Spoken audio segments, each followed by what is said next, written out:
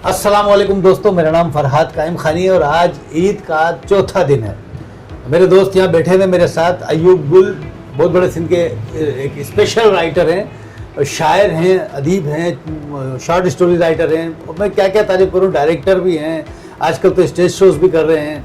इनकी तारीफ़ मुझे इसलिए करनी पड़ रही है कि इसके डेरे पे बैठा हूँ और ख़ास तौर पर ये डेरा हमारे ख़ास दोस्त माणक किंगरानी साहब का है। अगर हमारे दोस्तों को याद हो कि हमारी इब्तिदा, हम सब दोस्तों की इब्तिदा KTN चैनल से हुई थी तकरीबन 2001 से। 2001 से हमने कंटेंट टीम जो थी उस KTN की संभाली थी। तो उस जगह मुझसे भी सीनियर ये भाई बैठे हुए होते थे। हमसे पहले होते थे रहमतुल्लाह माजूटी साहब। जब उनको वहाँ से किसी भी तरीके से यानी उनकी पोस्ट जो खाली हुई तो उस पोस्ट पर जब मुझे बुलाया गया तो मैंने देखा वहाँ माणक किंगरानी साहब बैठे हुए थे। और माणक किंगरानी साहब को जो भाई भी जानता है ना, वो बहुत अच्छी तरीके से जानता है कि ये वाला जो फेस है ना, ये माशाल्लाह हंसता मुस्कुराता थोड़ा बहुत चेहरा है, ये सिर्फ तस्वीर में मुस्कुराता था या फिर हमें गालियां देते हुए मुस्कुराता था। ये माशाल्लाह से अल्हम्दुलिल्लाह से बेहतरीन बेस्ट इंसान था। अल्लाह ताला इसके दर्जात बुलंद करे। और मैं इसलिए इस तरह मुखातिब कर रहा हूँ कि हमने 10 साल हम लोगों ने सब ने, हमें एक तारिक कुरैशी भी होता था, उसका जिक्र आ जाएगा, हमने साथ खाना पीना, उठना बैठना, गालियाँ देना, अच्छी बातें करना, बुरी बातें करना, सिंधी पे लेक्चर, उर्दू स्पीकर पे लेक्चर, मुझे मकड़ के कर बुरा भला कहने का लेक्चर, ये एक लंबी कहानी है जो ये करता रहता था। और हम बर्दाश्त भी करते थे क्योंकि ये इसको अगर कुछ बोल देने का मकसद ये था कि ये हमारी बीवी की तरह होता था। इसका मुँह सूज जाता था ना, ये मुँह सुझा लेता था, फिर हमें पूरे दिन मनाना पड़ता था। और माशाल्लाह इसमें क्वालिटी थी कि ये मान जाता था, लेकिन उस वक्त तक जब तक इसकी मर्जी होती थी, उसके बाद फिर से वैसा हो जाता था, फिर हमें मनाना पड़ता था। तो कहने का मकसद है कि आज हम ये कमरा हमारे दोस्त माणक किंगरानी साहब का है। अयूब गुल जब भी कहीं भी होता है, वापस आता है तो इस कमरे में लाजमी आता है कि माणक किंगरानी को याद करें। तो आज इसने मुझे कहा कि यार आजा यार, अपने दोस्त से मिलते हैं। तो मैं आया हूँ इससे मिलने, हम इससे बातें कर रहे थे। तो अयूब गुल ने कहा कि चलो यार ये बातें हम सरेआम भी करते हैं। माणक की बात हो गई, अयूब गुल की बात हो गई, हम थोड़ा सा जिक्र तारिक कुरैशी का भी कर लेते। तारिक कुरैशी तारिक कुरैशी हमारे जैसा नहीं था, बहुत ज़्यादा ज़हीन था, ज़्यादा पढ़ा लिखा था। वैसे लोगों को हम अपने जैसा नहीं समझते, कुछ अलग होते हैं ये लोग ना। तो वो जब आया ना, तो मैंने सबसे पहला काम जो किया, अल्हम्दुलिल्लाह अल्लाह जानता, मैंने अपना इस्तीफ़ा जाके KTN के मालिक को दिया। तो उसने इस्तीफ़ा देख कर कहा कि यार ये क्या है, ये क्यों लाया? मैंने कहा मुझे धक्के दे के निकालोगे, इससे बेहतर है मैं खुद इस्तीफ़ा दे दूँ, क्योंकि मैंने देखा एक पढ़ा लिखा आदमी आपने ला के बिठा दिया यहाँ पे, उसका नाम तारिक कुरैशी है। वो अली काजी साहब बहुत अच्छा इंसान, जिन्होंने हमें ये लाइन दी, अल्लाह पाक उनके ज़िंदगी के मामलात बहुत अच्छे चलाए। तो उन्होंने मुझे कहा, उन्होंने हंसकर कहा कि हंसते वो भी कमी थे, उन्होंने उस वक्त हंसकर कहा कि बेवकूफ़ 5 घंटे का चैनल था, तू बैठा था, तुझे मैं भुगत रहा था, अब चैनल 24 घंटे होने जा रहा है, तो मुझे और बंदे भी चाहिए। तो इसलिए मैंने तारिक को रखा है। तो थोड़ा मुझे सुकून आया। लेकिन आहिस्ता आहिस्ता तारिक कुरैशी भी, फिर हम आहिस्ता आहिस्ता हम अच्छे नहीं हुए, तारिक कुरैशी हम जैसा हो गया और वो भी वही बातें करने लगा जो हम करते थे।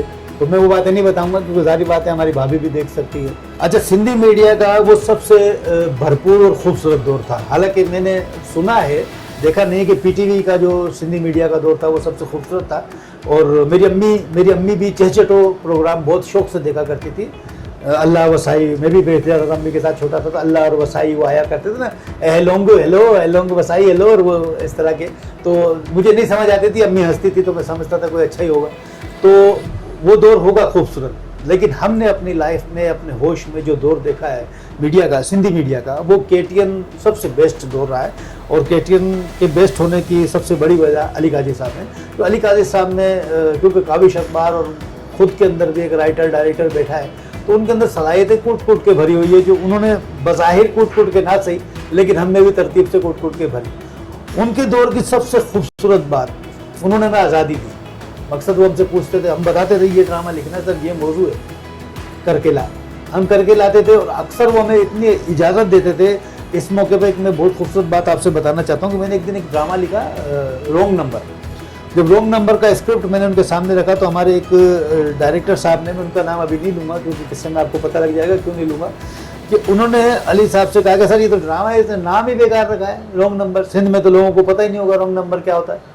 तो अली काजी साहब ने उससे कहा, खड़ा हो से निकल बाहर, तेरे को यही नहीं पता कि सिंध के लोगों को रॉन्ग नंबर का पता है कि नहीं पता, तो क्या सिंधी में ड्रामे बनाएगा। तो मकसद उनका ये था कि भाई सिंधी इतना भी गया गुजरा नहीं है, सिंध के लोग भी माशाल्लाह बाशऊर है। अब हम लोगों ने उनकी जो थोड़ी बहुत गुर्बत और अमीरी के पोर्शन देखकर अंदाज़े लगा लिए, तालीम के ऐसा नहीं है। मेरे साथ जो लोग बैठे हैं बड़े कमीने, मुझे बेच के खा जाए पता भी नहीं चले, ये उन्हीं जगहों के हैं। और बहुत बार बेच भी दिया, ऐसा नहीं, मुझे बहुत बाद में पता लगा मैं 500 में बिका हूँ भाई, बल्कि बेच ही रहे। खैर, अभी अयूब साहब की बात आ रही है तो मैं बताऊँ, इन्होंने एक मेलुआ आर्ट सर्कल का इब्तिदा किया है माशाल्लाह से।